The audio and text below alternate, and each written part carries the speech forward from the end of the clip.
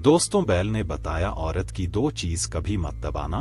मर्दों को तो आता है मजा और औरत के इन दो जगह होता है दर्द। इसीलिए मर्द औरत की दो चीज न दबाएं। दर्शक बंधु, प्राचीन समय की बात है। एक लखीमपुर नामक शहर था। उस लखीमपुर नामक शहर में एक लाखा सेठ रहा करता था। लाखा सेठ बहुत बड़ा पैसे वाला था। सेठ चारों दिशाओं में प्रसिद्ध था। अकूत धन दौलत सेठ के पास में थी। सेठ के घर में किसी बात की कोई कमी नहीं थी। सेठ के पास इतना धन था कि सेठ लोगों को ब्याज पर धन देता था। उसने एक नियम बना रखा था कि कोई भी व्यक्ति उसे कर्जा ले जा सकता है, और सेठ कर्जा भी दो तरह का देता था। एक तो इसी जन्म में लौटाने के लिए और दूसरा अगले जन्म में लौटाने के लिए। चाहे कोई कितना भी पैसा सेठ से उधार ले जा सकता था। सेठ कभी पैसे देने से इनकार नहीं करता था। और आप तो जानते ही हैं इस दुनिया में कैसे कैसे लोग रहते हैं। अगर किसी को यह पता लग जाए कि यह आदमी अगले जन्म के लिए कर्ज दे रहा है, तो फिर उसके पास पैसे लेने वालों की भीड़ लगी रहेगी। चोर और बेईमान लोग पैसा लेने में कमी नहीं रखेंगे। सेठ के द्वार पर हर रोज पैसे लेने वालों की लाइन लगी रहती थी। लोगों को लगता था कि सेठ के पास बहुत पैसा है और सेठ बिल्कुल महामूर्ख आदमी है, इसलिए सेठ अपने धन को अगले जन्म की कहकर लौटा रहा है। कोई ईमानदार स्वभाव का होता तो वह इसी जन्म में लौटने की बात कहकर सीट से पैसे उधार ले जाता था, और जो बेईमान लोग होते थे वे अगले जन्म की कहकर सीट से पैसे उधार लेते थे। उनको लगता था सेठ महामूर्ख है। लोग इस जन्म में भी पैसे लौटाने की नहीं सोचते हैं। अगले जन्म में भला कौन से देने आएगा। यह तो पागल है जो अगले जन्म की आस लगाए बैठा है। अब तो मित्रों, अगर किसी को किसी चीज की आवश्यकता पड़ती थी तो वो फौरन सेठ के दरवाजे पर पहुंच जाता था। और सेठ भी बड़ा उदार हृदय का था। उसने दो चार मुनीम अपने पास इसी कार्य के लिए बैठा रखे थे कि जो कोई भी पैसे लेने आए उसे पैसे दिए जाएं। कोई भी उसके दरवाजे से निराश नहीं जाना चाहिए। मुनीम कर्ज लेने वाले की मांग के अनुसार उसे पैसे दे देते थे। कर्ज लेने वाले से सेठ एक ही बात पूछता था कि यह पैसा इसी जन्म में चुकाओगे या अगले जन्म में। ज्यादातर लोग तो अगले जन्म की कहकर पैसे ले जाते थे। सेठ के मुनीम पैसे लेने वाले का नाम पता सब अपने रजिस्टर में चढ़ा लेते थे। अब ऐसे मौके का फायदा भला कौन नहीं उठाए। लोग अपना नाम पता खुशी खुशी सेठ के रजिस्टर में लिखवा जाते थे और उसे मुंह मांगा पैसा ले जाते थे। सेठ को इस बात से कोई फर्क नहीं पड़ता था कि कोई उन्हें पैसे लौटाने आएगा कि नहीं आएगा। इसी तरह सेठ का काम निरंतर चलता रहा। अब देखिए बंधुओं, किसी गांव में दो व्यक्ति रहते थे। दोनों व्यक्ति कोई काम धाम तो कतई नहीं थे।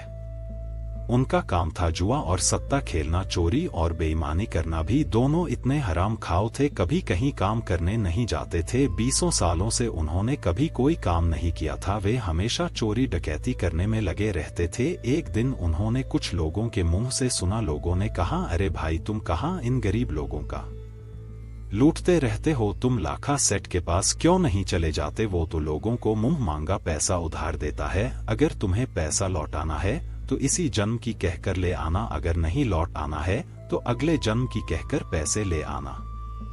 सेठ दोनों तरह से पैसे उधार देता है। दर्शक बंधु, लाखा सेठ के बारे में सुनकर वे दोनों चोर बड़े खुश होते हैं। उन्होंने विचार किया कि इससे अच्छी बात क्या होगी। सेठ जब अगले जन्म के लिए ब्याज पर पैसे उधार देता है तो क्यों न हम दोनों को चलकर उसी सेठ से खूब सारे पैसे उधार ले लेना चाहिए। चलो चलते हैं। कम से कम 5-5 लाख रुपए उसे उधार लेकर आएंगे ताकि हमारे 10-5 साल बड़े आराम से निकल जाए। मित्रों, इस प्रकार दोनों दोस्तों ने विचार किया और विचार करने के बाद वे दोनों सेठ के घर को चल पड़े। घर वाले उनकी कोई चिंता फिक्र नहीं करते थे क्योंकि वे दोनों शुरू से ही आवारा किस्म के थे। प्रिय मित्रों, पहले पैदल का जमाना था। चलते चलते दोनों लखीमपुर आ जाते हैं और लखीमपुर आकर के सेठ के पास पहुंच जाते हैं। उसके बाद सेठ से कहने लगे, अरे सेठ जी, हमने तुम्हारा बड़ा नाम सुना था और हम पर बड़ी गरीबी चल रही है। बच्चे भूखे प्यासे मर रहे हैं। हमें पैसों की बहुत बड़ी आवश्यकता है। क्या हमें पैसे उधार में सकते हैं? शेर कहने लगा, हाँ हाँ क्यों नहीं, जितने चाहे उतने रुपए ले जा सकते हो।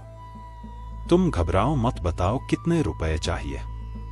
अब सेठ की बात सुनकर के वे दोनों चोर कहने लगे कि देखो सेठ जी, हमें इस जन्म के लिए तो पैसे नहीं चाहिए, हम तो अगले जन्म में पैसे लौटा पाएंगे। सेठ जी कहने लगे, हाँ कोई बात नहीं है, आप अगले जन्म के लिए ले जाओ, हम कब मना कर रहे हैं।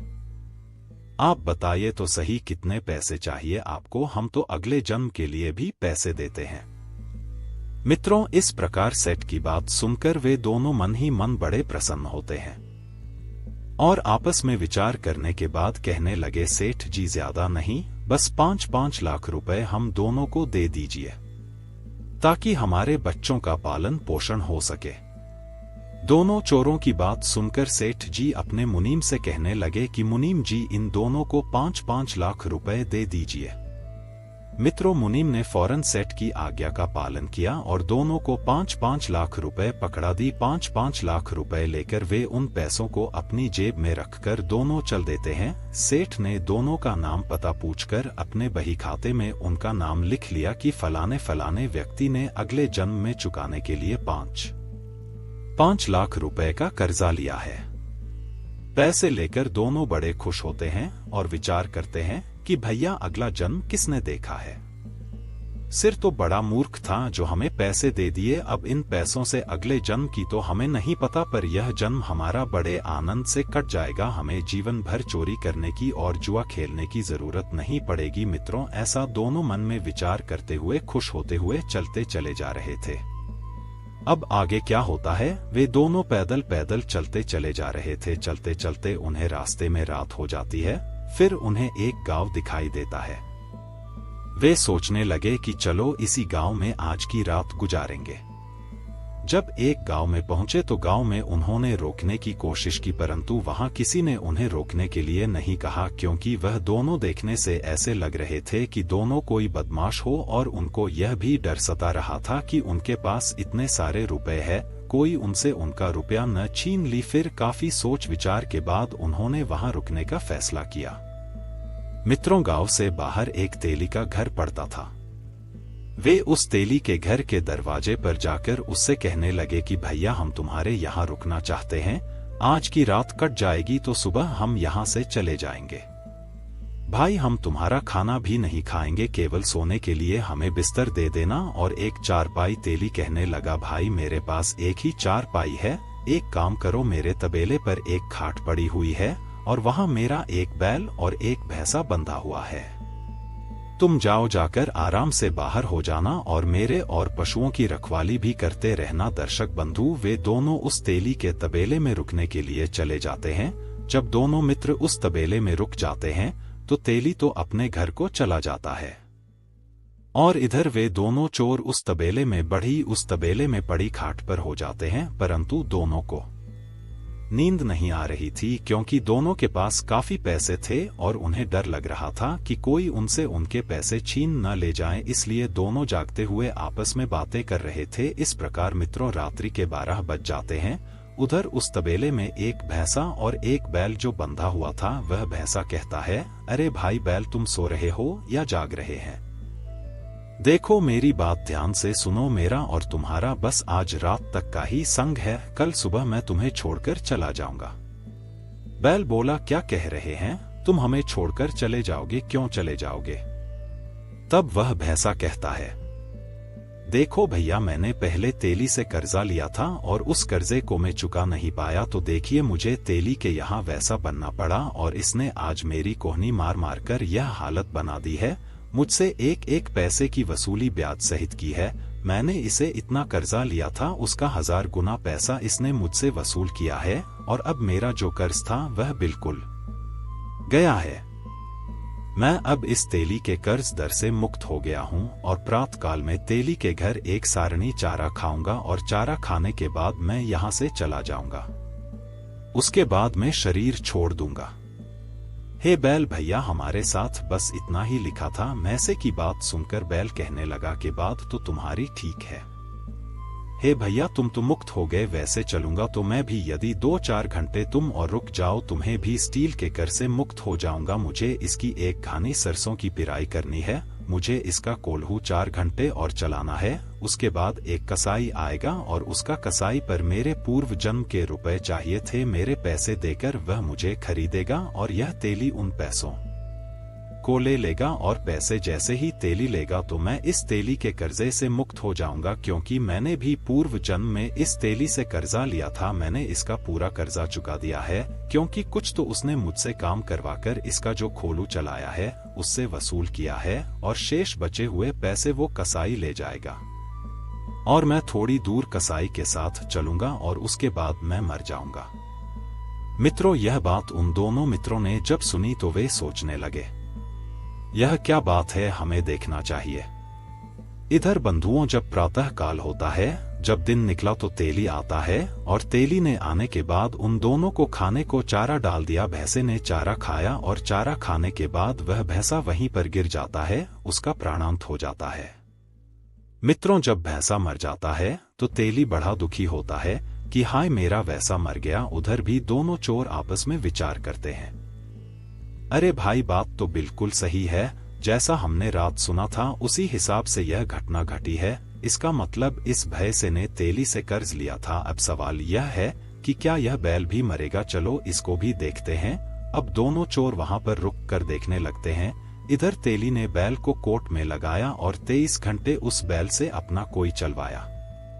कुछ देर के बाद एक कसाई आता है। कसाई ने तेली से कहा, अरे भाई क्या तुम अपने बैल को बेचोगे? तेली ने कहा, हाँ भाई मैं इस बिल को भेज दूंगा। कसाई ने पूछा, तो बताओ कितने पैसे लोगे? अटेली कसाई को बैल की कीमत बताता है। तेली ने जितने पैसे मांगे थे कसाई ने उतने पैसे देकर उस बैल को खरीद लिया और वह बैल को खरीद कर उसे लेकर जाने लगा।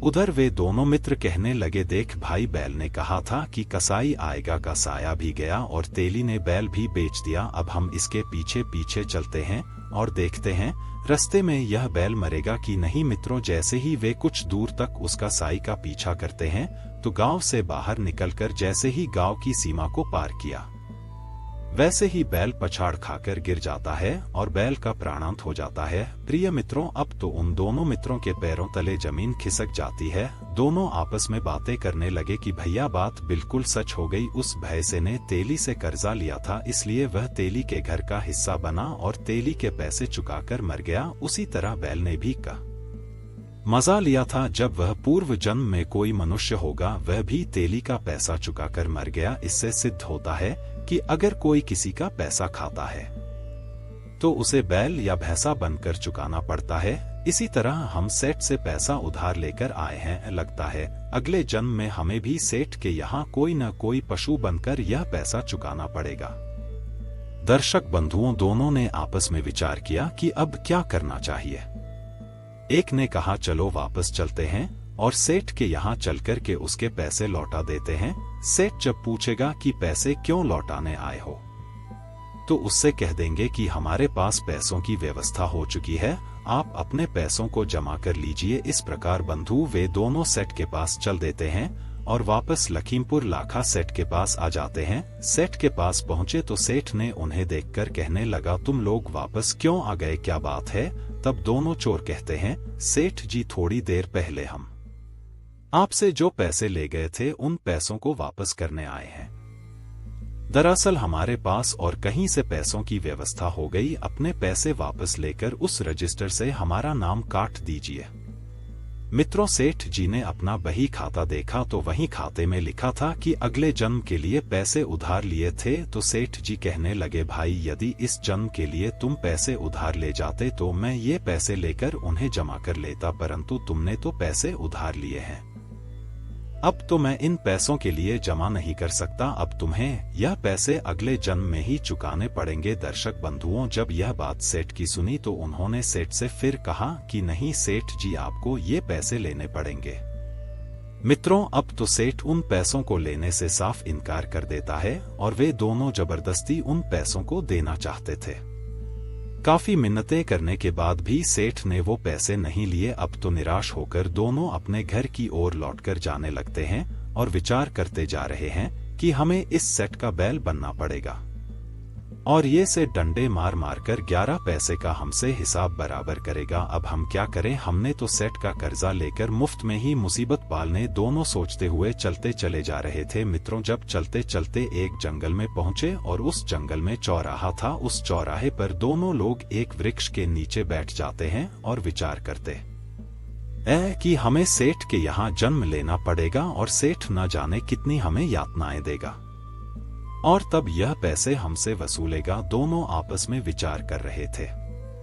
तभी एक चोर बोला कि भैया, मेरे दिमाग में एक युक्ति आई है। हमें काम करते हैं, जितना भी 10 लाख रुपया हमारे लिए सेठ ने दिया है उसे जंगल में देखिए, कहीं भी पानी का कोई साधन नहीं है, यहाँ एक सुंदर तालाब बनवा देते हैं। दूसरा कहने लगा, भाई बात तो तुम अच्छा कह रही हूँ मित्र। इस प्रकार दोनों ने विचार विमर्श करके फैसला कर लिया कि हम सेठ के इस कर्ज से, इस पैसे से यहाँ पर एक बड़ा सा तालाब बनवाएंगे। फिर क्या था, उन्होंने पड़ोस के गांव से मजदूर बुलवा लिया और बाहर एक तालाब की खुदाई शुरू करवाए। कुछ ही समय में उन्होंने एक बहुत सुंदर तालाब का निर्माण करवा दिया। तालाब के चारों ओर हरे भरे पेड़ पौधे लगवा दिए, चारों तरफ सुंदर सुंदर सीढ़ियां बना दें। तालाब नीचे से पक्का करवा दिया और चारों ओर से उसे सपाट रखा। उस तालाब के पास एक अपने लिए रहने को कोठरी बनवा ली, अर्थात वह एक कमरे का निर्माण करवा लिया। अब क्या था, वे दोनों उसी तालाब के किनारे उसी कमरे में रहने लगे।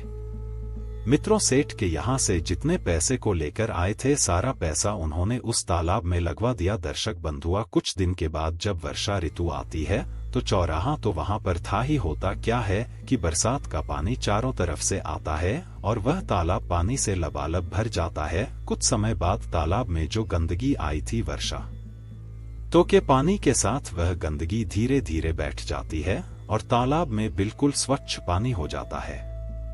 धीरे धीरे उस तालाब का पता इधर उधर के गांव के लोगों को पड़ा तो वे लोग अपने पशुओं को उसमें पानी पिलाने के लिए लाने लगे। परंतु वह दोनों चोर जिन्होंने तालाब बनवाया था एक लाठी लेकर के उस तालाब की सुरक्षा करने लगे और जो भी कोई पानी पिलाने आता था उसे दूर से ही भगा देते थे कि भाई साहब, इस तालाब में पानी पीना और पिलाना सख्त मना है, यह हमारे सेठ जी का आदेश है। मित्रों, उन्होंने तालाब के किनारे एक बड़ा सा बोर्ड लगा रखा था और उस बोर्ड पर तालाब के मालिक के रूप में उसी लाखा सेठ का नाम लिखवा दिया था, क्योंकि वह उसे सीट के पैसों से ही तो तालाब बनवाया था। श्रोताओं, अब तो इसकी सूचना आसपास के गांव में फैल जाती है कि एक इतना सुंदर तालाब सेठ ने जंगल में बनवाया है और उसमें बहुत सुंदर पानी परंतु उस पर 2 पहरेदार रहते हैं। वे दोनों पानी नहीं पीने देते हैं। जो भी व्यक्ति आता है, जो भी पशु आते हैं, वे उन्हें पानी पीने से पहले ही भगा देते हैं। गांव वालों ने मन में विचार किया कि ऐसा करते हैं, 10-20 व्यक्ति मिलकर चलते हैं कि वे हमें पानी क्यों नहीं पीने दे रहे, हमारे पशु अगर इसमें पानी पी लेंगे तो क्या बिगड़ता जाएगा। अगर किसी को पानी नहीं पीने देना है तो फिर यह तालाब ही क्यों बनवाया। अब तो मित्रों 10-20 आदमी और उस पड़ोस के गांव से मिलकर उन दोनों के पास आते हैं और कहने लगे कि भाइयों, एक बात बताओ, तुमने इतना सुंदर तालाब बनवाया है, इसमें आपने 10-20 लाख रुपए की लागत लगाई है, फिर भी आप इसमें पानी क्यों नहीं पीने देते हैं।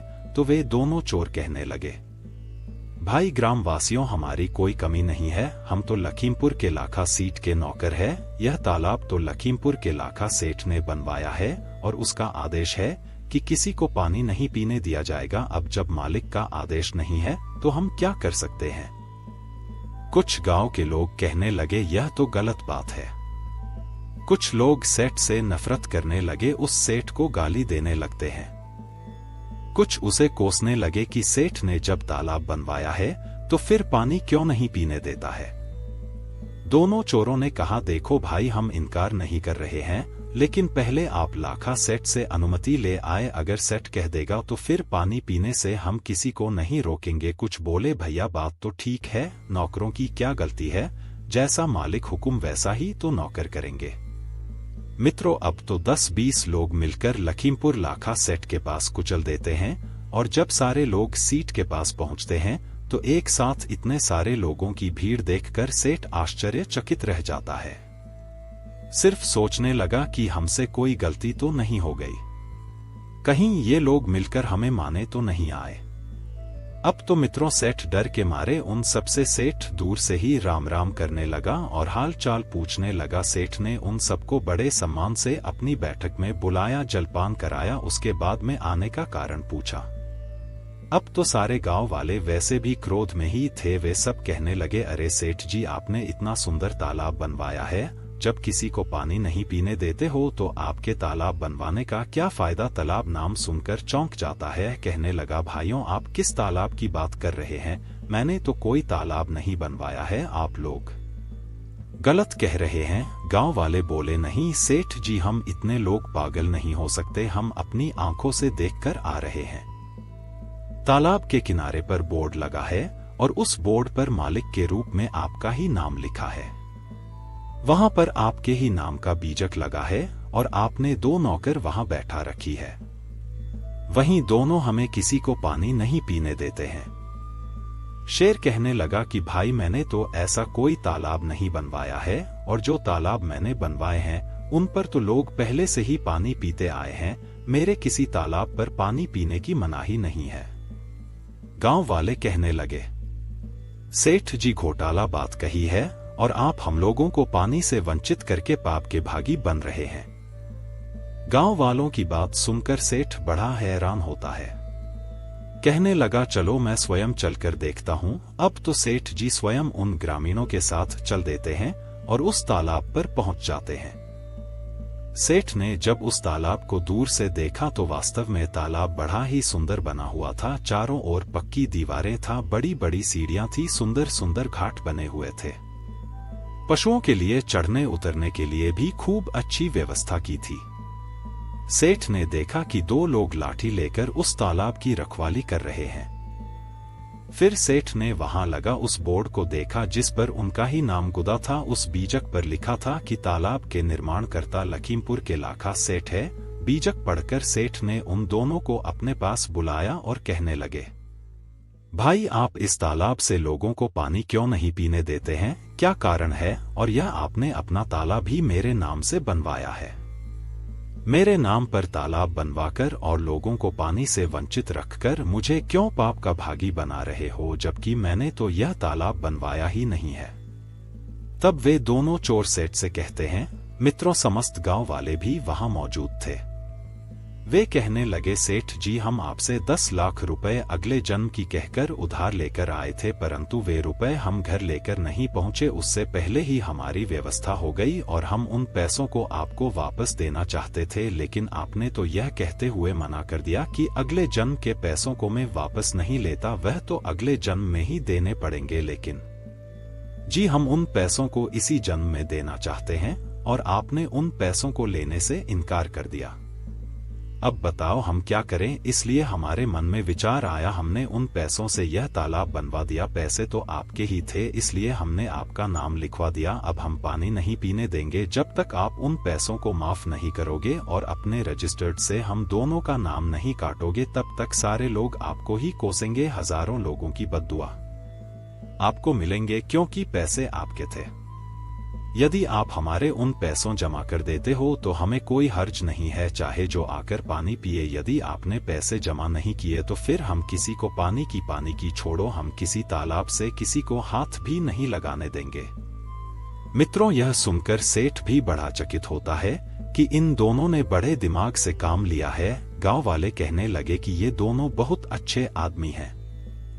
देखो इन्होंने कितना सुंदर तालाब बनवाया है। सेठ जी आप इनका कर्ज माफ कर दो। सेठ जी कहने लगे, देखो भाई मैं अगले जन्म के पैसों को तो माफ नहीं करता। तब वे दोनों कहने लगे, कोई बात नहीं, मत करो माँ, हम किसी को पानी भी नहीं पीने देंगे और इस पाप के भागी जिंदगी भर आप बनोगे। अब आप सोच लो आपके नाम से कितना अपराध होगा। सीट की बात समझ में आ जाती है कि मेरे पैसे और मेरे नाम का ये लोग दुरुपयोग करेंगे और मैं नरक भागी बनूंगा। शेर कहने लगा, कोई बात नहीं है, मैं तुम्हारे पैसों को भी जाकर जमा करता, परंतु तुम इन गांव वालों को पानी पीने दीजिएगा।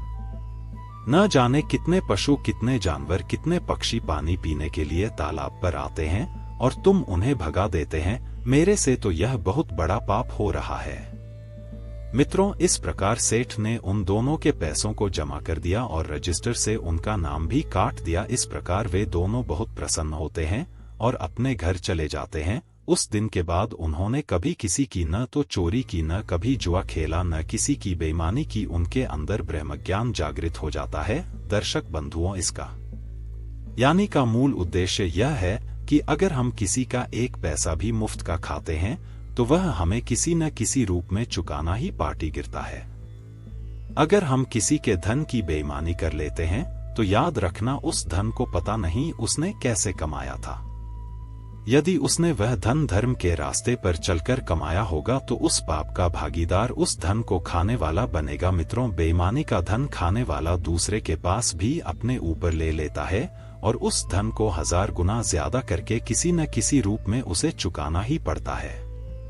यदि आप यह सोचकर बैठ जाएं कि हमें इसका पैसा नहीं देना है, तो मित्रों यह बात निश्चित मान लेना, जिसका पैसा आप खा रहे हैं या खाया है, उसके यहाँ आपको या तो भैंसा बनना पड़ेगा या फिर बैल बनना पड़ेगा। कहने का मतलब है किसी न किसी रूप में उसका वह पैसा आपको चुकाना ही पड़ेगा। परमात्मा की अदालत में कोई गलती नहीं होती है।